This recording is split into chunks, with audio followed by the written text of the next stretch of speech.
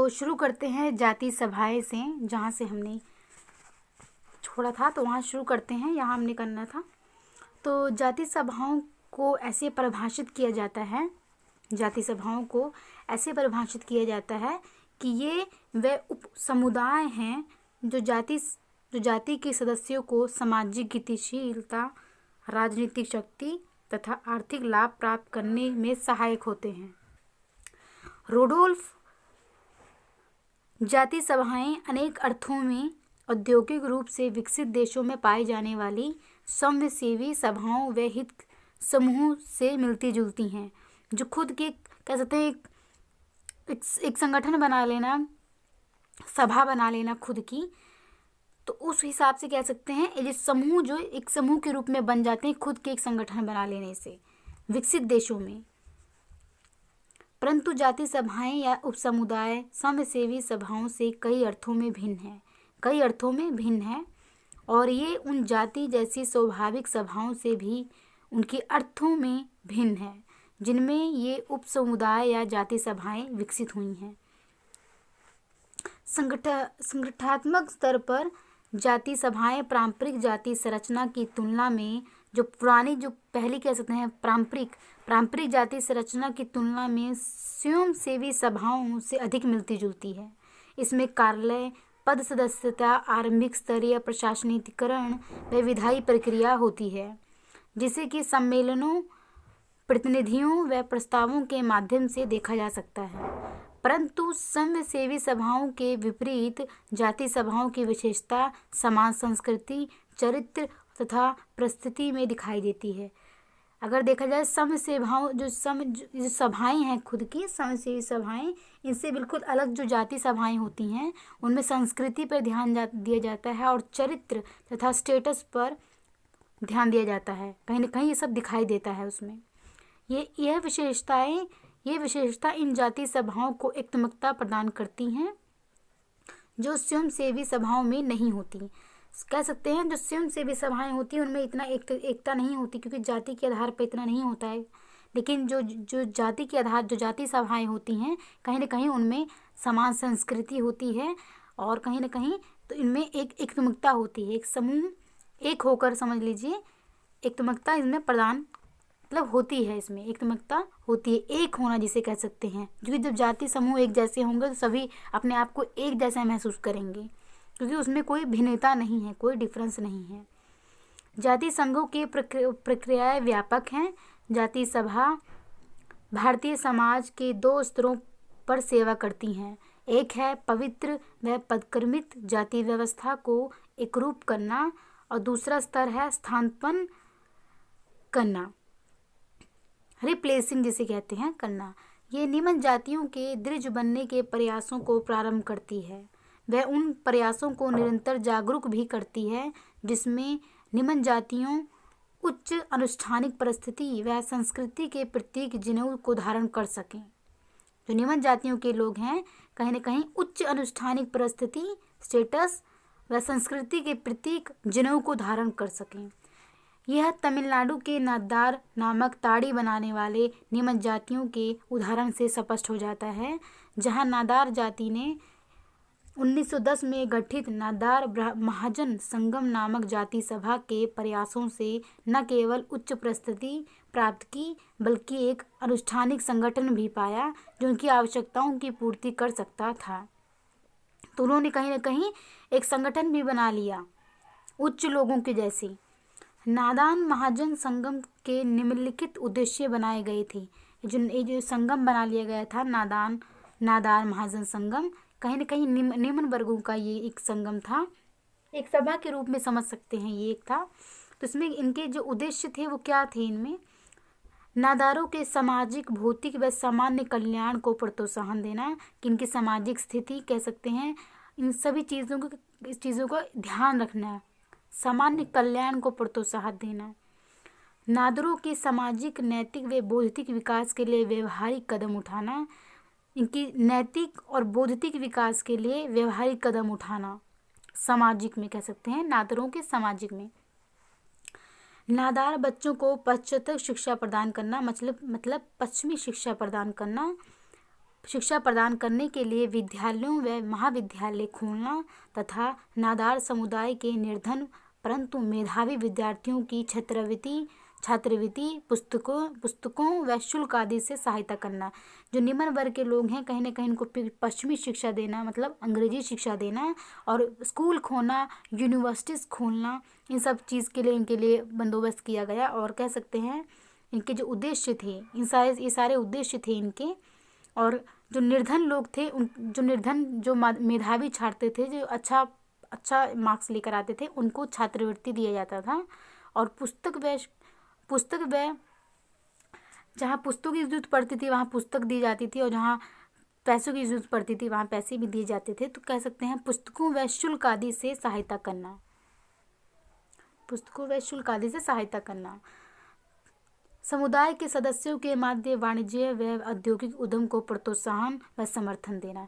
तो कह सकते हैं जो भी बहुमूल्य फसलें हैं उसके प्रोत्साहन के लिए और औद्योगिक में उसको समर्थन देना, ये इनका उद्देश्य था।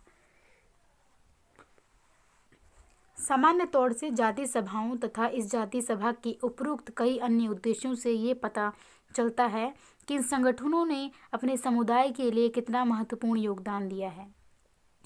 उप समुदाय या जाति सभाएं भारतीय समाज में मूलभूत संरचनात्मक व सांस्कृतिक परिवर्तनों में एक ऐसी अनुकूल संस्था के रूप में योगदान देती है जिसमें समाज की पारंपरिक व आधुनिक दोनों विषमताएं मिल सकती हैं और विलय हो सकती हैं। स्पष्ट है कि जाति व्यवस्था अपनी पूर्ववर्ती प्रक्रियाएं, प्रतिमान व संरचनाएं खो रही हैं।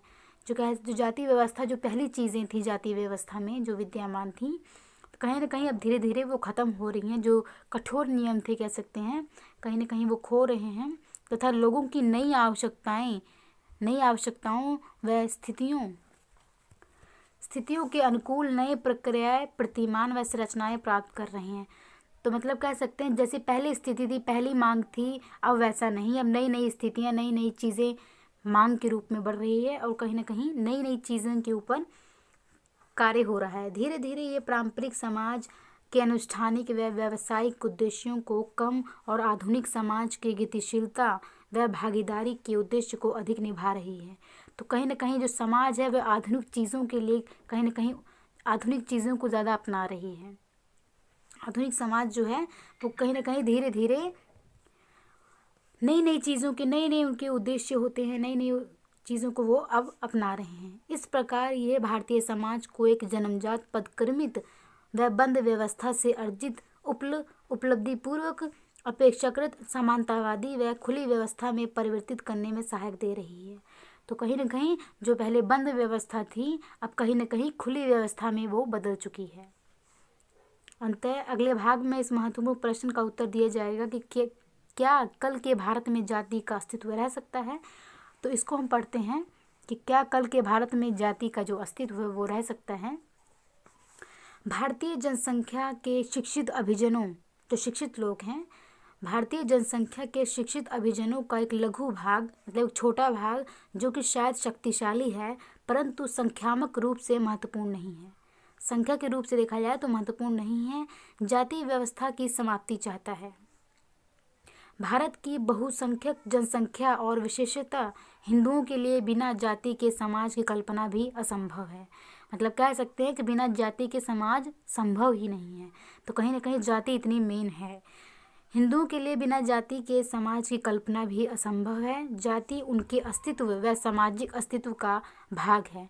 तो कहीं ना कहीं किस लेवल पे वो हैं, कहीं ना कहीं जाति ही बताती है कि वो किस जाति से बिलोंग करते हैं। तो जाति के बारे में ही बात की गई है कि वो ख़त्म हो सकती है या नहीं। तो ज़्यादातर यही कहा गया है कि वैसे तो नहीं ख़त्म हो सकती, क्योंकि ये कहीं ना कहीं समाज का एक अभिन्न अंग बन चुका है।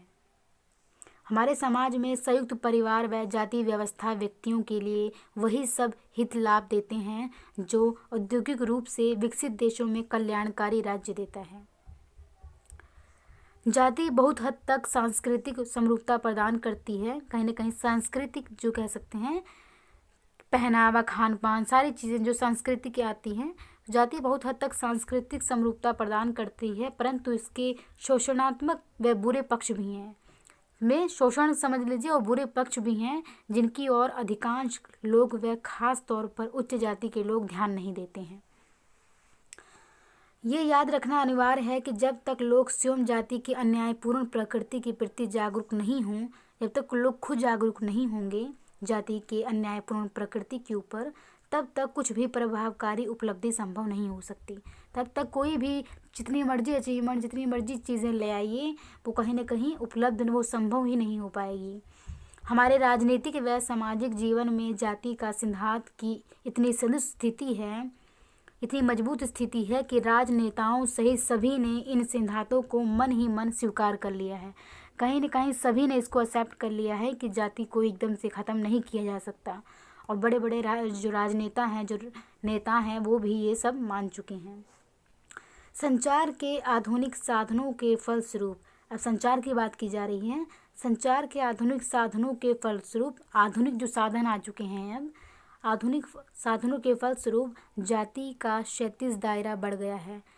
दूर दराज के जाति समूह परस्पर अंतक्रिया व संचार करते हैं, मतलब आते जाते समझ लीजिए अंतक्रिया व संचार करते हैं तथा समानताएं व समान हित ढूंढते हैं ताकि उनके समूह पुंज बन सके। तो वो कहीं ना कहीं अपनी जाति के लोग ढूंढना, अपनी जाति के पहनावा, हर चीज़ में देख लीजिए वो अपना एक ढूंढते हैं, अपनी जाति के अंतर्गत समानताएं ढूंढते हैं ताकि वो कहीं ना कहीं एक समूह बन जाए, एक उनकी संख्या ज़्यादा मात्रा में हो जाए और एक कहीं ना कहीं एक समूह पंज बन सके। इससे एक गोत्र में, एक क्षेत्र में जाति की एकत्मकता बढ़ गई है। इसलिए कहा जा सकता है कि जो जाति की एकत्मकता है, जो बहुत संख्या में, अगर एक जाति बहुत संख्या में हो जाएंगी तो कहीं ना कहीं उनकी जो एकत्मकता है वो बढ़ गई है।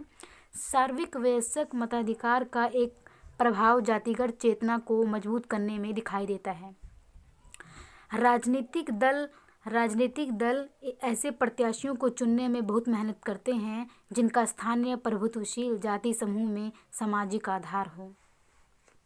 समझ सकते हैं, जिनका स्थानीय प्रभुत्वशील जाति समूह में सामाजिक आधार हो। ये स्पष्ट है कि जाति की समाप्ति अभी दूर तक नहीं दिखती, मतलब अभी जाति की जो समाप्ति है वो अभी दूर तक नहीं दिखती है, मतलब अभी दिख नहीं रहा कि वो ख़त्म हो रहा है, चाहे इस बात के विपरीत कितने ही संकेत क्यों ना मिलती हों। जब तक भारत में जाति व्यवस्था कल्याणकारी राज्यों की प्रक्रियाएं निभाती है तथा नातेदारी बंधनों, राजनीतिक समूहों व गठबंधनों के लिए सामान्य तारपत्य प्रदान करती है, कहीं न कहीं गठबंधन जाति के आधार पर गठबंधन बन जाते हैं, तो कहीं ना कहीं जो सारी चीज़ें निभा रहे हैं, तब तक आधुनिक भारत में जाति के अस्तित्व की निरंतरता सुनिश्चित है। तो मतलब कह सकते हैं कि जब तक कि जाति हर जगह पर अपना अस्तित्व बनाए रखेगी, तब तक कहीं ना कहीं तब तक उसको ख़त्म नहीं किया जा सकता। जाति को हटाने के लिए सबसे पहले यही करना होगा कि जाति को कोई महत्व ना देना, उसके आधार पर कोई कार्य करना, तभी जाति को ख़त्म किया जा सकता है। क्योंकि देखा जाए तो अब लोग अगर एक संख्या में लोग, बहुत बड़ी संख्या में जाति के वाले लोग हैं और कहीं ना कहीं वो वोट जो है उनके हिस्से में आ जाते हैं, तो कहीं ना कहीं सभी इसका फ़ायदा उठाते हैं। सभी लोग देखते हैं कि अगर उनको मिल सकता है तो इसी प्रकार दूसरे लोग भी अपना समूह बनाने लग जाते हैं जाति के आधार पर, ताकि उनको भी लाभ मिल सके। तो देखिए हमारा ये चैप्टर कंप्लीट हो चुका है। इसमें मुझे कल ही इस वीडियो कंप्लीट कर देनी चाहिए थी, लेकिन चलो कोई बात नहीं, इसमें आज ये चैप्टर कंप्लीट हो चुका है। नेक्स्ट चैप्टर जल्दी ही लेकर आएंगे। Thank you so much. और एक गुजारिश रहेगी सभी स्टूडेंट से कि प्लीज़ सब्सक्राइबर बढ़ाइए ताकि आपकी टीचर्स को भी ये लगे कि लाइक्स बढ़ाइए ताकि उनको भी एक मोटिवेशन मिले। तो थैंक यू सो मच।